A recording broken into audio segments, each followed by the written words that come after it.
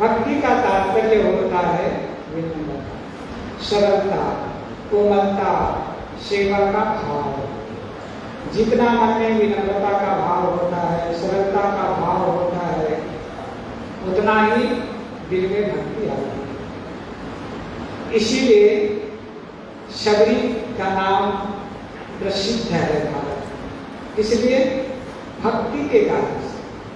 मीरा का नाम प्रसिद्ध है, मीरा अमर हो गई किसके कारण से? भक्ति के कारण से। उन्होंने कृष्ण की भक्ति की, किंतु भारत में प्रसिद्ध हो गई, उनका नाम अमर हो गया केवल भक्ति के कारण से। जिन लोगों ने भक्ति किया, भक्ति पूर्ण भक्ति किया, अधूरी भक्ति नहीं।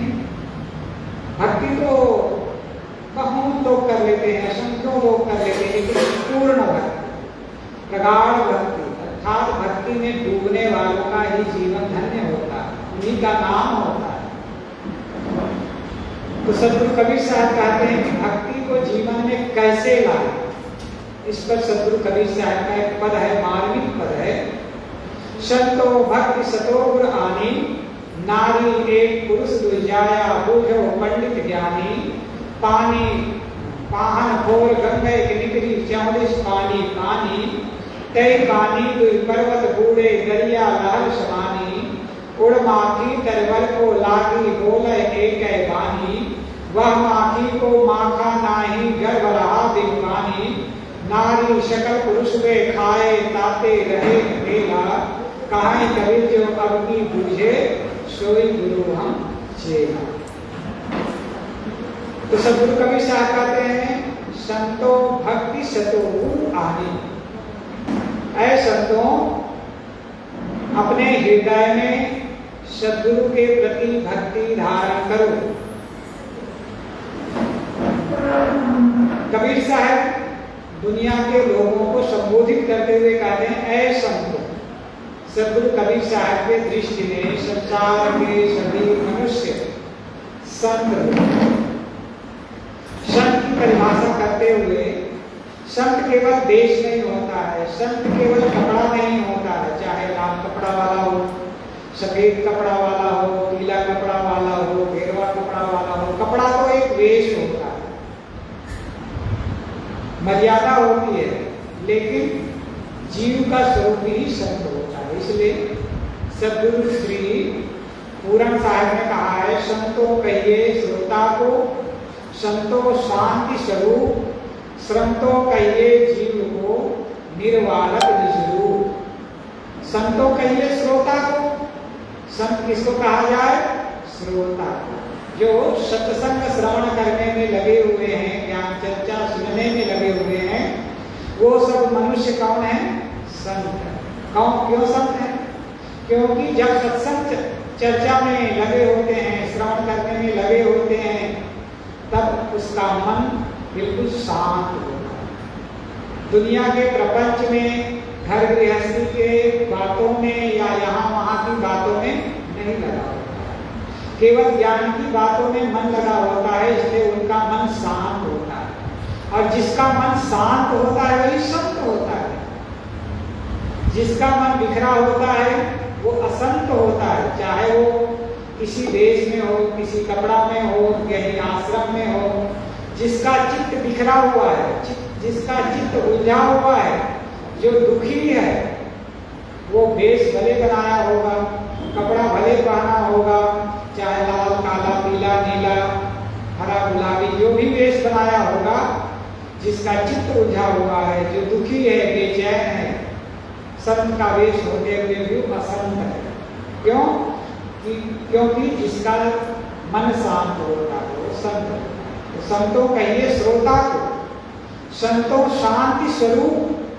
संत कहिए जो शांति स्वरूप संत होते हैं, जिसका मन शांत हो गया होता है। दुनिया के प्रपंच से, दुनिया के भोगों से, दुनिया की उपलब्धियों से, दुनिया के मायावी आकर्षण से जिसका मन शांत हो जाता है, वो संत भी संत होते हैं।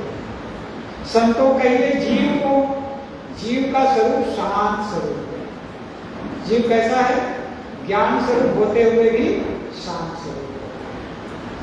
जैसे कहा करता हूँ पानी अपने आप में स्वच्छ होता है, निर्मल होता है।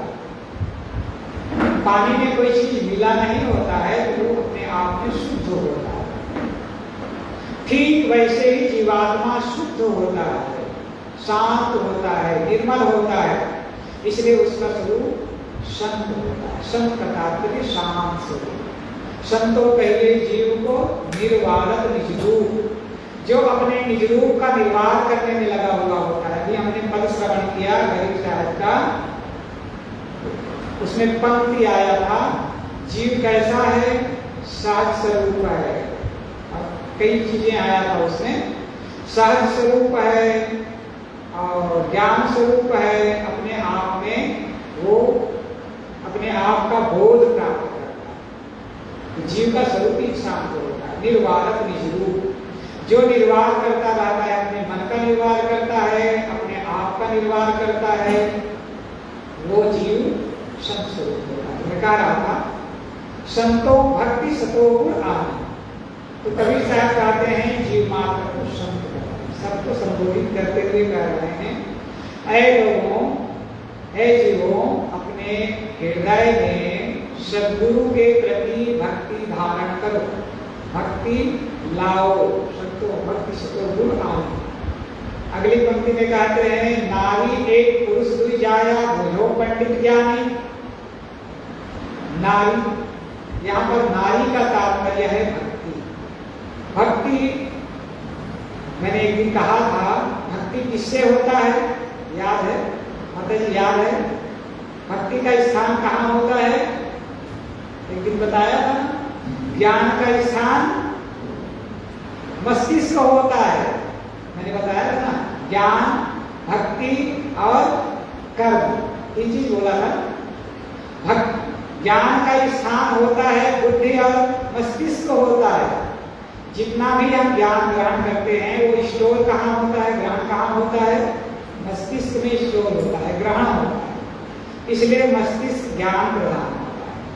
और जब भक्ति की बात आती है तो भक्ति मन से किया जाता है, दिल से किया जाता है।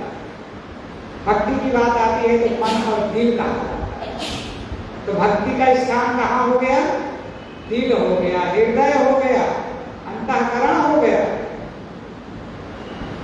तो भक्ति का स्थान अंतःकरण होता है, और अंतःकरण जब कोमल होता है, सरल होता है, तो भक्ति अंतःकरण से प्रवाहित होती है। इसलिए जिसका मन कोमल होता है उसे कहा जाता है ये इसका मन, ये इसका विचार सरल है, जैसे स्त्री का मन होता है, कोमल स्वभाव का होता है। इस प्रकार से लोग कह देते हैं, जिसका स्वभाव कोमल होता है उसे कह देते हैं कि ये स्त्री स्वभाव का, कहा जाता भी है। तो यहाँ पर अर्थ हो गया नारी एक पुरुष विजाया, जो पंडित ज्ञानी। भक्ति को नारी का रूपक दिया गया है। भक्ति का मतलब ही होता है कोमलता। कोमल भाव जिसके अंदर आता है वो भक्ति को धारण करता है। जिसके अंदर कठोरता का भाव हो गया, क्रूरता का भाव जिसके अंदर भरा हुआ है, कठोरता है, कुटिलता है, छल छद्म है, तो वो भक्त नहीं हो सकता है, उसके अंतःकरण में भक्ति नहीं आ सकती। ये उसके विपरीत गुण है, भक्ति के विपरीत। कुटिलता, कठोरता, क्रूरता, छल छद्म, ये भक्ति का लक्षण नहीं है। भक्ति निर्छल होती है, सरल होती है। कहने का तात्पर्य है भक्ति दिल से होती है। नारी का रूपक देकर कहते हैं नारी एक पुरुष दुर्जाया, दूल्हो पंडित ज्ञान। एक भक्ति रूपी नारी है, दो पुरुषों को पैदा करती है। अब कोई भी नारी हो तो पुरुषों को पैदा नहीं करती है, किसको पैदा करती है? बच्चे को जन्म देती है। कोई भी माता है, गर्भवती माँ होती है, वो शिशु को जन्म देती है, पुरुष को जन्म नहीं देती है। कालांतर में वो शिशु धीरे धीरे धीरे बढ़ता है, प्रौढ़ हो जाता है, युवा हो जाता है, तब वो पुरुष कहलाता है। तो यहाँ पर भक्ति हमेशा पुरुष को जन्म देती है। एक उपाख्यान आता है श्रीमद् भागवत पुराण में, उसी के उदाहरण देते हुए सदगुरु कबीर साहब यहाँ पर अपनी बात कर रहे हैं। श्रीमद् भागवत पुराण में कहा गया है, वृंदावन के वन में अर्थात जंगल में, निर्जन स्थान में एक सुंदर स्त्री, जवान स्त्री बैठी हुई है। निर्जन वन में मस्त बैठी हुई है और वो उसके इर्द गिर्द दोनों तरफ वृद्ध पुरुष जो जर्जर है, जो बैठने की स्थिति में भी नहीं है, जर्जर पुरुष दो लेटे हुए, और उसी रास्ते से महर्षि नारद जी, देवर्षि नारद जी निकल आते हैं। उसी वन देवर्षि नारद उसी रास्ते से निकलते हैं तो उसकी नजर पड़ती है सुंदर जवान युवती स्त्री निर्जन वन में बैठी हुई है एकांत, और उसके इर्द गिर्द दो जर्जर वृद्ध पुरुष लेटे हुए। तो इस दृश्य को देख करके देवर्षि नारद के मन में प्रश्न उठता है, संदेह होता है, कहाँ से आई है, निर्जन वन में क्यों बैठी है, और ये जर्जर पुरुष क्यों लेटे हुए हैं, कहाँ से, क्या इनके क्या जीवन में क्या दुख है। इन सब बातों को जानने के लिए देवर्षि नारद उस सुंदर स्त्री के पास जाता है, नमन करता है और पूछता है कि देवी तुम कौन हो, कहाँ से आई हो, निर्जन वन में क्यों बैठी हो, और ये वृद्ध जर्जर पुरुष क्यों लेटे हुए हैं, कौन है तुम्हारे। कई प्रश्न पूछते हैं देवर्षि नारद। तब वो युवती स्त्री कहती है, देवर्षि नारद मैं हूं भक्ति। उन्होंने क्या कहा, मैं हूं भक्ति, और ये दोनों जर्जर वृद्ध पुरुष लेटे हुए हैं, वृद्ध जर्जर असक्त पुरुष लेटे हुए हैं, ये दोनों मेरे पुत्र हैं। जैसे ही पुत्र कहे तो देवर्षि नारद का दिमाग और चकराया, जबकि जो कह रही है माँ जो है सुंदर है, जवान है, युवा है, लेकिन उनके जो पुत्र है वो जर्जर है, वृद्ध है, असक्त है, तो ये बात समझ में भी नहीं आती है। तो उसने और पूछा कि ये आप कौन हो, कहाँ से आई हो। तब वो कहती है, कबीर साहब ने भी कहा है, भक्ति द्राविड़ रूप जी लाए रामानंद, प्रकट करी कबीर ने सात दीप नवखंड। ये कबीर साहब ने अपने साखी ग्रंथ में, उनके साखी ग्रंथ में संग्रहित है। उन्होंने कहा भक्ति द्राविड़ रूप जी। वो युवती श्री कहती है, मेरा जन्म हुआ है द्रविड़ देश में, दक्षिण भारत में। दक्षिण भारत को पहले द्रविड़ देश कहा जाता है। आज के कह सकते हैं तमिलनाडु, कर्नाटक, आंध्रा इत्यादि को द्रविड़ देश कहा जाता है। तो युवती श्री कहती है, मैं दक्षिण भारत में पैदा हुई और वहां से चल करके मैं आ गई महाराष्ट्र। महाराष्ट्र आ गई तो महाराष्ट्र में मेरा स्वागत सत्कार तो हुआ थोड़ा, लेकिन वहां से मैं नहीं रुकी, वहां से आगे बढ़ गई, मैं गुजरात आ गई। आगे चलते चलते चलते गुजरात आ गई तो गुजरात के नास्तिकों ने मेरा आदर सम्मान नहीं किया, अंग भंग कर दिया, क्योंकि गुजरात में पाश्चात्य संस्कृति बहुत पहले से प्रचलित। वो भक्ति कहती है, वहां के नास्तिक क्या कहना चाहिए, भौतिकवादियों ने भौतिकता के चकाचौंध में पड़ करके भक्ति का सम्मान नहीं किया, भक्ति को आदर नहीं दिया, इसलिए मैं असक्त हो गई, जर्जर हो गई, क्योंकि सम्मान नहीं मिला, भोजन नहीं मिला, तिरस्कार मिला, अपमान मिला, दुख मिला, इससे मेरा शरीर जर्जर हो गया। और जो मेरे पुत्र हैं वो दोनों के दोनों भी जर्जर और अशक्त हो गए। जब उनको भोजन नहीं मिला, रहने की कोई सुविधा नहीं मिली, तो भूखे प्यासे जर्जर हो हम सब हो गए। लेकिन गुजरात से आगे चलते चलते चलते राजस्थान के रास्ते में वृंदावन आ गई। वृंदावन आ गई तो यहाँ तो भक्ति का खूब सम्मान हुआ, गली गली में राधे राधे राधे राधे, हर घर में राधे राधे राधे राधे, नाचना कूदना और राधे राधे करके झूमना। तो भक्ति का जो सम्मान हुआ, मेरा तो खूब आदर सम्मान सत्कार हुआ, खूब खाने पीने को मिला, खूब मिला करके खूब सम्मान। लेकिन मेरे जो पुत्र हैं मिला, ना सम्मान मिला, ना सत्कार मिला, उनका तिरस्कार मिला। वो है तो मेरे पुत्र और मैं सुंदर जवान हो गई वृंदावन में आकर ये भक्ति करती है। और उसी बात को सदगुरु कबीर साहब कहते हैं, भक्ति द्राविड़ उपजी लाए रामानंद प्रकट करी कबीर ने सात दीप नवखंड। रामानंद स्वामी दक्षिण भारत में पैदा हुए, जो जिनके लिए कहा जाता है कि वो सदगुरु कबीर साहब के प्रथम गुरु कहें या उनको गुरु रूप माना गया। हालांकि उनका विवेक ही गुरु था, सदगुरु कबीर साहब का उनका स्वविवेक ही गुरु था। किंतु शुरुआत में किसी को मार्ग बताने वाला, किसी को धार्मिक प्रवृत्ति में लगाने वाला, किसी को मार्गदर्शन देने वाला, या फिर आदमी मार्गदर्शन पाने के लिए किसी के सानिध्य में जाता है, यूं भी शुरुआत। तो हो सकता है स्वामी रामानंद की शरण में उनके आश्रम में गए होंगे, उन्हें गुरु माने होंगे, लेकिन सदगुरु कबीर साहब का विवेक ही गुरु है, अलग विषय। तो स्वामी रामानंद जी दक्षिण भारत में पैदा हुए और दक्षिण भारत के ब्राह्मण परिवार में पैदा हुए। वहां पहले से भक्ति चल रही थी, वहां एक से एक भक्ति परंपरा, वैष्णव भक्ति परंपरा को प्रचारित करने वाले अलवार जाति के लोग होते थे, नम्मलवार, सतगोपाचार्य एवं एक से एक संत हुए जो वैष्णव भक्ति का प्रचार दक्षिण भारत में पहले किया। और वहीं से स्वामी रामानंद को वैष्णव भक्ति, राम की भक्ति का मार्गदर्शन मिला। उस परंपरा में वो जुड़े और वो भक्ति परंपरा को अपना करके उन्हें लगा कि शास्त्रों का अध्ययन करना चाहिए। वो बनारस आ गए और बनारस में ला करके वो अपना आश्रम चला। कहने का तात्पर्य है, कबीर साहब कहते हैं भक्ति को द्रविड़ देश से उत्तर भारत में लाने वाले स्वामी रामानंद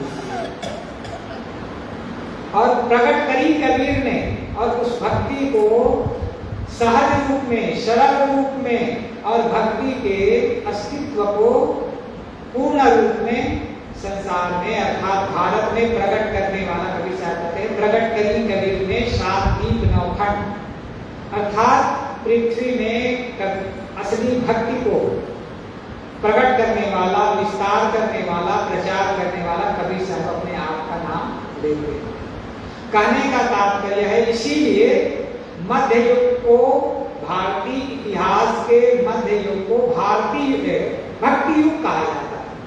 और भक्ति युग की शुरुआत इतिहासकार मानते हैं सदगुरु कबीर साहब। ये कबीरपंथी लोगों की बात नहीं है, भारतीय इतिहास की बात है। उसे मध्य युग को भक्ति काल कहा जाता है। भक्ति काल की शुरुआत सदगुरु कबीर साहब की देन माना जाता है। तो सदगुरु कबीर साहब ने भक्ति का प्रचार किया पूरे भारत में। तो मूल बात कराते हैं, तो उसी उपाख्यान को धरित करते हुए कबीर साहब कहते हैं नारी का रूप देते हैं। नारी एक पुरुष विजाया बुझो पंडित ज्ञान। वहां पर वृंदावन में नारद जी को दिखाई दिया, एक सुंदर युवती स्त्री बैठी हुई है, जर्जर दो वृद्ध पुरुष लेके हुए हैं। वो कौन है? जो सुंदर स्त्री बैठी हुई है वृंदावन के वन में, वो क्या है, कौन है? वो भक्ति। जर्जर वृद्ध कौन है? पुरुष लेटे हुए, वो ज्ञान और वैराग्य जो उनके पुत्र है। उसी उपाख्यान को लेते हुए कबीर साहब कहते हैं, नारी एक पुरुष विजाया बुझो पंडित ज्ञानी। ऐ पंडितों, ऐ ज्ञानियों, ऐ लोगों, मेरी बातों को सुनो, समझो और बूझो। नारी एक नारी है, उनके दो पुत्र हैं। वो कैसे हैं? वो वृद्ध और जर्जर है, अर्थात पुरुष रूप में वो पैदा करती है। नारी, भक्ति रूपी नारी ज्ञान और वैराग्य को प्रौढ़ रूप में उत्पन्न करती है। कहने का तात्पर्य है, अब थोड़ा सा समझना है। कबीर साहब कह रहे हैं कि बूझो पंडित ज्ञानी। अंतिम में कह रहे हैं इस बात को समझो, बूझो, परखो। किसको आमंत्रित कर रहे हैं? ज्ञानियों, पंडितों को। पंडित ही, ज्ञानी ही गहराई से किसी बात को, मर्म को समझ सकता है। एक चीज समझना है, भक्ति अंतःकरण में आ गई, कोमलता निर्मलता भक्ति का भाव दिल में आ गया। भक्ति के आने के पश्चात ही धीरे धीरे धीरे धीरे ज्ञान पैदा होता है। बिना जिज्ञासु हुए, बिना भक्त हुए, किसी की शरण में जाकर के भक्ति किए बिना ज्ञान अंतःकरण में नहीं आ सकता। भक्ति करते हैं, किसी महापुरुष की शरण में जाते हैं, किसी महापुरुष के सानिध्य में जाकर के उनसे प्रश्न करते हैं, भक्ति करते हैं, सेवा करते हैं, निवेदन करते हैं। तो भक्ति जब करते हैं तो संत महापुरुषों के द्वारा हमें ज्ञान मिलता है। और ज्ञान शिशु रूप में नहीं होता है, ज्ञान हमेशा प्रौढ़ होता है। चाहे आत्मज्ञान हो, चाहे ब्रह्म ज्ञान हो, चाहे किसी भी चीज का ज्ञान हो, गुरु के द्वारा यदि हमने ज्ञान ग्रहण किया, किसी भी विषय का ज्ञान ग्रहण करते हैं तो ज्ञान बच्चा नहीं होता है, ज्ञान छोटा नहीं होता है, ज्ञान हमेशा प्रौढ़ होता है, युवा होता है, जवान होता है। इसलिए कबीर साहब कहते हैं, नारी एक पुरुष हुई जाए। ज्ञान क्या है? उसका पुत्र है, लेकिन वो पुरुष है, जवान है।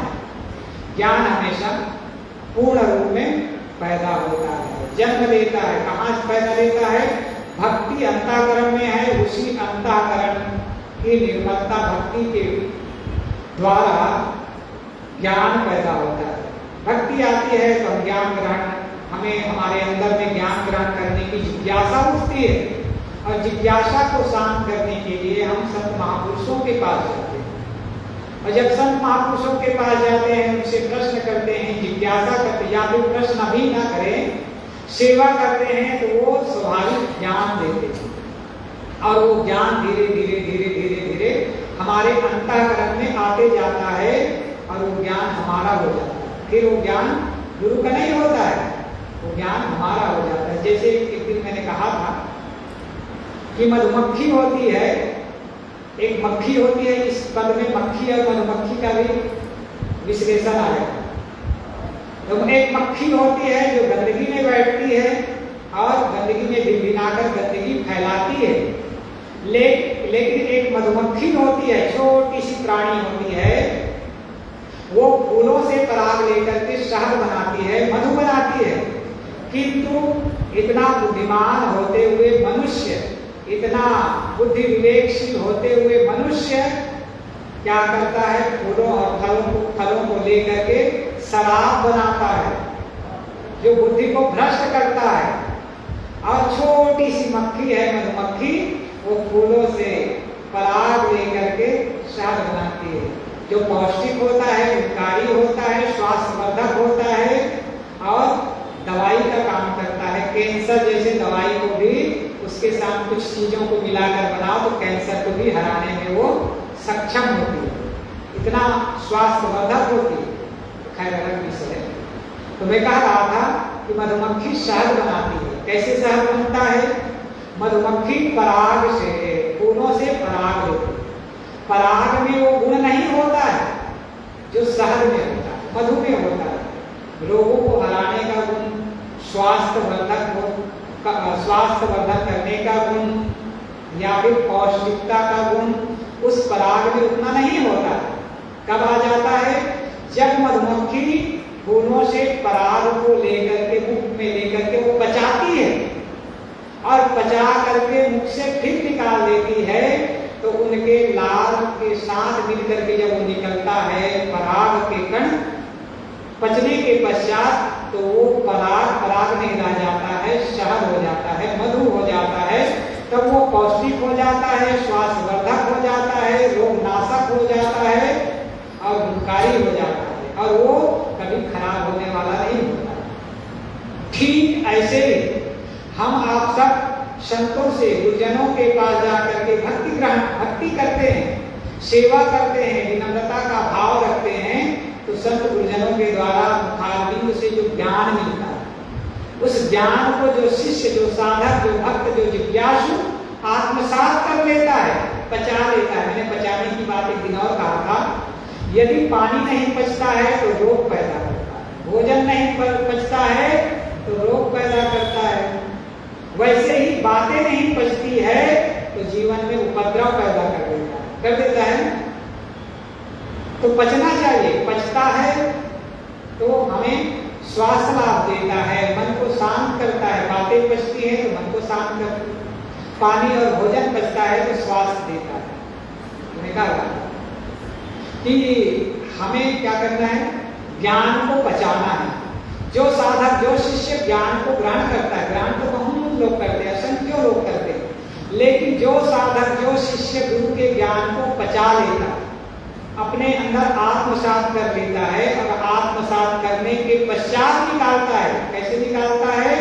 रहनी के लाश को उसमें मिला करके निकालता है, आचरण के द्वारा निकालता है, तो वो ज्ञान उसका हो जाता है। जिस ज्ञान को सुन करके अपने आत्मसात, अपने अंदर आत्मसात करके उसी रूप में निकालता है, तो वो ज्ञान लोगों को जीवन देने वाला होता है, लोगों के मन को शांति देने वाला होता है, सुकून देने वाला होता है, और लोगों को मार्ग में लगाने वाला होता है। मूल बात कराते हैं। तो मैं कह रहा था कि भक्ति से ही ज्ञान पैदा होता है। भक्ति अंदर में आती है तो हमें ज्ञान, हमारे अंदर में जिज्ञासा आती है, जिज्ञासा के पश्चात मुमुक्षा भाव आती है, और मुमुक्षा के पश्चात ज्ञान ग्रहण होता है। तो जब ज्ञान ग्रहण हो जाता है तो हमारे अंदर में ज्ञान अवतरित हो जाता है। तो नारी एक पुरुष हुई जाया, बूझो पंडित ज्ञानी। अभी तो एक पुत्र की बात हुई ज्ञान, और दूसरा पुत्र वैराग्य। वैराग्य भी बच्चे रूप में नहीं होता है, शिशु रूप में नहीं होता है, प्रारंभिक वैराग्य नहीं होता है। वैराग्य यदि किसी भी वस्तु के प्रति आती है मन में, तो पूर्ण रूप में आती है। जैसे किसी भी चीज को हम ग्रहण नहीं करेंगे तो क्या थोड़ा थोड़ा ग्रहण करेंगे, भाव आता है कि पूरा हम उसका त्याग करेंगे, यही भाव आता है। किसी भी चीज की त्याग की बात आती है, वैराग्य की बात मन में आती है, जानने के पश्चात तो यही होता है कि अमुक चीज का मैं त्याग करूंगा। और त्याग का मतलब हो गया पूर्ण त्याग। ऐसा नहीं कि आधा त्याग करूंगा, आधा चाय पीऊंगा, आधा चाय नहीं पीऊंगा, आधी बीड़ी पीऊंगा, आधी बीड़ी नहीं पीऊंगा, ऐसा होता है क्या? कोई आदमी संकल्प लेता हो, चाहे दुर्व्यसन के लिए हो, चाहे जीवन में जो कोई और बात है, उन सब चीजों के त्याग के लिए संकल्प लेता है, वैराग्य के लिए संकल्प लेता है, तो आधा ग्रहण करूंगा, आधा नहीं ग्रहण करूंगा, ऐसा नहीं होता। पूरा पूरा त्याग करूंगा, यही भाव आता है। और पूर्ण त्याग होता है, उसी को वैराग्य कहा जाता है। अधूरे को वैराग्य नहीं कहा जाता है। अधूरे में तो इधर राग लगा हुआ है और इधर उसे थोड़ा सा त्यागने का भाव भी आ रहा है।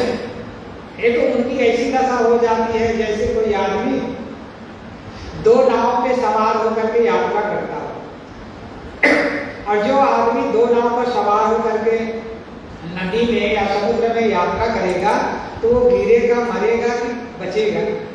डूब करके मरेगा ही। अब नाव तो ऐसा नहीं है कि एकदम समानांतर चलेगी, सीधे सीधे एक साथ चलेगी, तो है नहीं। कभी आगे पीछे चलेगी, कभी फैल भी जाएगी। अब वो आदमी गिरेगा, डूबेगा, मरेगा। ठीक वही दशा होती है जिस आदमी की थोड़ा त्याग करूंगा, थोड़ा ग्रहण करूंगा, ये भाव लेकर के चलता है, उसकी दशा होती है डूबने की दशा होती है।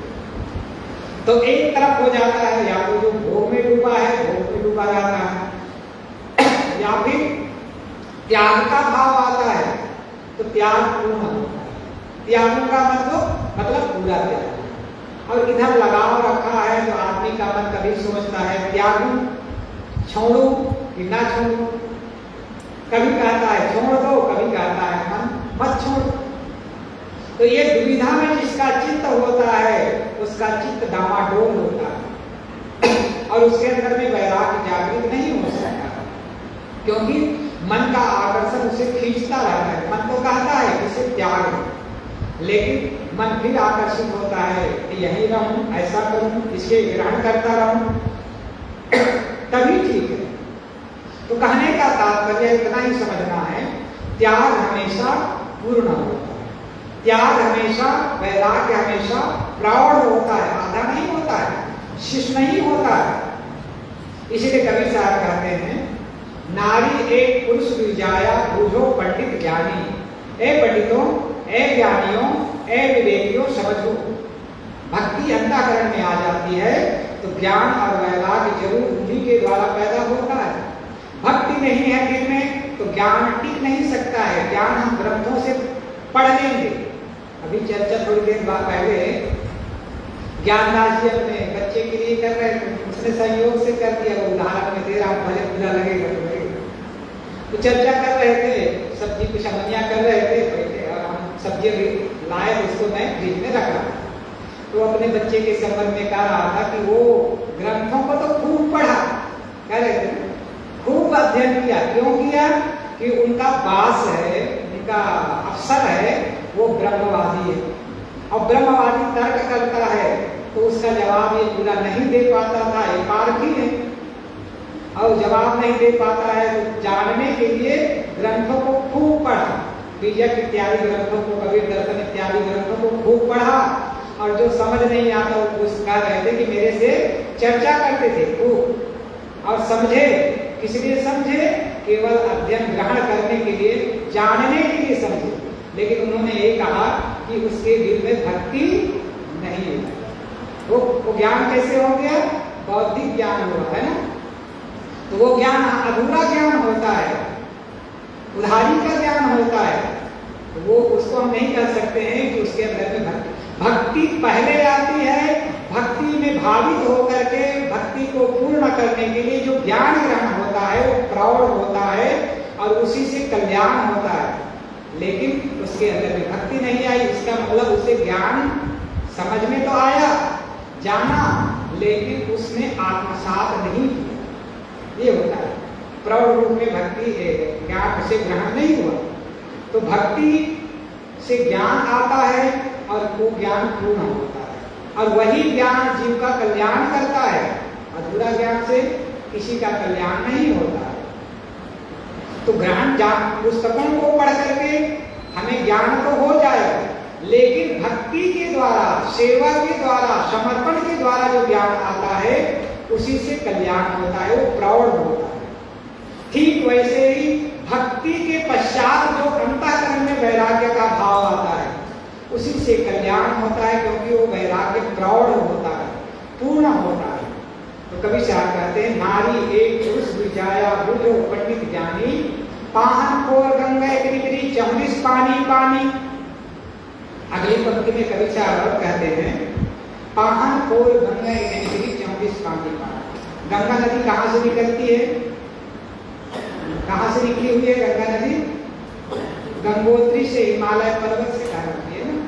हिमालय पर्वत में, हिमालय में एक स्थान है जिसे गंगोत्री कहा जाता है, जहां से गंगा निकलती है। गंगा ऊपर से प्रवाहित होते हुए नहीं आती है, लोग बताते हैं, मैं गया नहीं हूँ, देखा नहीं हूँ, लेकिन लोग बताते हैं कि जहां गंगा निकली हुई है वहां से जैसे उबलते हुए पानी की धारा नीचे जमीन से सिर्फ फव्वारे के रूप में उबलते हुए निकलती है अंदर से। कहां से? चट्टान को फोड़ कर निकल रही है।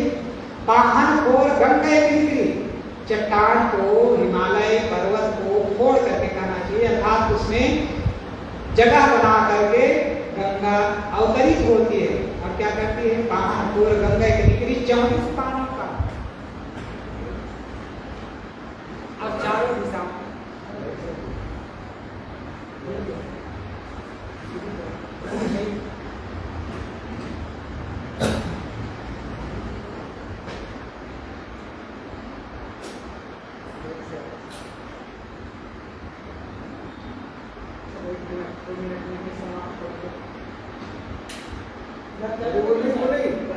उधर तो चालू करिए सर,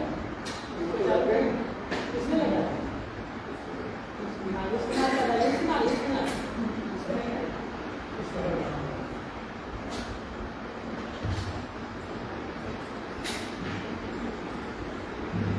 तुम्हें कहा था कि पाहन खोर गंगा के निकली 24 पानी का। तो गंगा नदी पहाड़ पत्थर को फोड़ कर निकलती है। ठीक वैसे ही अंतःकरण में विषयों की आसक्ति का शिला लगा हुआ है, जड़ता का शिला लगा हुआ है, उस पत्थर को तोड़ती है कौन? भक्ति। जड़ाशक्ति को तोड़ करके भक्ति अवतरित होती है। जड़ाशक्ति भी आसक्ति है, राग है, और भक्ति भी राग है। जड़ाशक्ति रूपी पत्थर को, शिला को तोड़कर अंतःकरण में भक्ति अवतरित होती है, और जिसके जीवन में भक्ति अवतरित हो जाती है, 24 पानी पानी भक्ति रूपी जल, भक्ति रूपी पानी पूरे जीवन में सराबोर हो जाती है। जैसे मीरा के जीवन में भक्ति आई, पूरे जीवन को सराबोर कर गई। जैसे शबरी के जीवन में भक्ति आई, पूरा उसका जीवन भक्तिमय हो गया। जिनके जो भी भक्ति की धारा में प्रवाहित हुए, उसका जीवन भक्तिमय हुआ। कहने का तात्पर्य इतना है। अब वो कब अवतरित होती है? जड़ाशक्ति के त्याग के पश्चात भक्ति अवतरित होती है। जैसे गंगा अवतरित होती है शिला को, उसी का उदाहरण देकर कभी साथ करते हैं। पाहनपुर गंगा एक निकली 24 पानी पानी, पत्थर को तोड़कर छोटी सी धारा के रूप में गंगोत्री से गंगा निकलती है। धीरे धीरे धारा मिलते मिलते ऋषिकेश में आते हुए धारा बड़ी हो जाती है, और हरिद्वार में आकर के और बड़ी हो जाती है, और आगे प्रयागराज बनारस में धारा और बड़ी हो जाती है, और बिहार में जाते जाते 6 किलोमीटर, और गंगा सागर के पास जाएंगे तो गंगा ऐसे लगता है कि समुद्र है, कई किलोमीटर लंबा उसका पाट हो जाता है। तो कहने का तात्पर्य है, गंगा की नदी पूरे जीवन को आप्लावित करती है, पोषित करती है, तृप्त करती है। इसलिए जीवन में जैसे भक्ति आते ही जीवन का पोषण होता है, भक्ति से जीवन पूरा सराबोर होता है, ठीक वैसे जैसे गंगा का जल संसार के अर्थात भारत के लोगों को तृप्त करती है, सराबोर करती है, वैसे भक्ति से जीवन में हमारा आनंद आता है।